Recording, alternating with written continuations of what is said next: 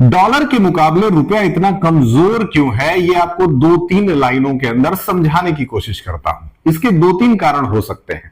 सबसे पहला कारण ये कि सपोज दो एक जैसे देश हैं जिनको 100-100 रुपए दे दिया जाता है, कहा जाता है कि आप आम खरीदिए, तो दोनों देश जो है वो 100-100 रुपए का आम खरीदते हैं। 100-100 रुपए का आम खरीदने के बाद वो दोनों उसको बेचना शुरू करते हैं, जिसमें से एक देश 100 रुपए के आम बेचता है और बेच करके जो पैसा उसे प्राप्त होता है वो उसको खा डालता है, यानी कि इंजॉयमेंट में लगा देता है, जबकि दूसरा देश जो है वो उन्हीं आमों के गुठलियों को दोबारा लगाता है और दोबारा उसको बेचता है, और इस तरीके से उस 100 आम को वो 200 आम में कन्वर्ट करने में सफल हो जाता है। दूसरी तरफ जब एक बार वो 200 आम प्रोड्यूस हो जाते हैं तो फिर से वो उसी आम से मैंगो जूस बनाना शुरू कर देता है, और मैंगो जूस को भी भारी मात्रा में प्रॉफिट पे बेच दिया जाता है।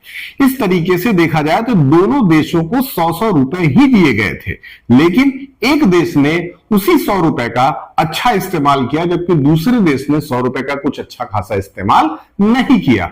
ठीक इसी तरीके से जो देशों की करेंसी होती है उनमें अलग अलग डिफरेंस होता है। जैसे प्रेजेंट टाइम में अगर भारत की करेंसी की बात करें तो भारत की करेंसी $1 जो है वो लगभग 87 रुपीज के बराबर है। ये डिफरेंस क्यों $1 ₹1 के बराबर नहीं हो सकता है? इसका रीजन ये है कि हमारे पैसे की वैल्यू अमेरिकन डॉलर से लगभग 87 गुना कम है, और 87 गुना कम इसीलिए है कि वो उस पैसे से जो रिसोर्सेज डेवलप करते हैं, जिस तरीके से वो लोग उस 100 रुपए का इस्तेमाल करते हैं, उस इस्तेमाल को भारत करने में सक्षम नहीं है। इसीलिए अगर हम ज्यादा से ज्यादा इंपोर्ट एक्सपोर्ट करेंगे और कम से कम इंपोर्ट करेंगे तो हमारी जो पैसे की वैल्यू है वो धीरे धीरे मजबूत होती चली जाएगी।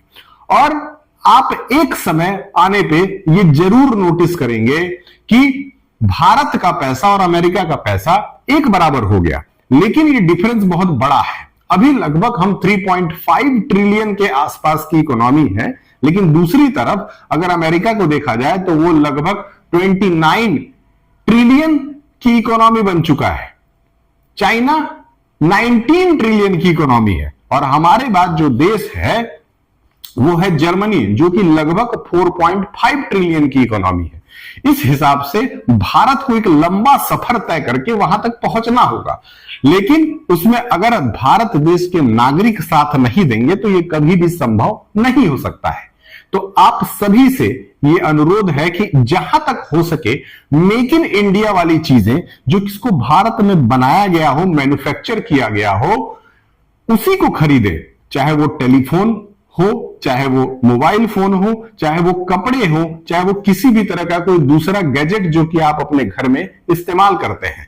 इससे आपके देश का पैसा मजबूत होता जाएगा, और एक दिन ऐसा जरूर आने वाला है आने वाले सालों में कि आपका पैसा जो है वो डॉलर को भी मात दे सकता है। सफर लंबा है, लेकिन असंभव नहीं है।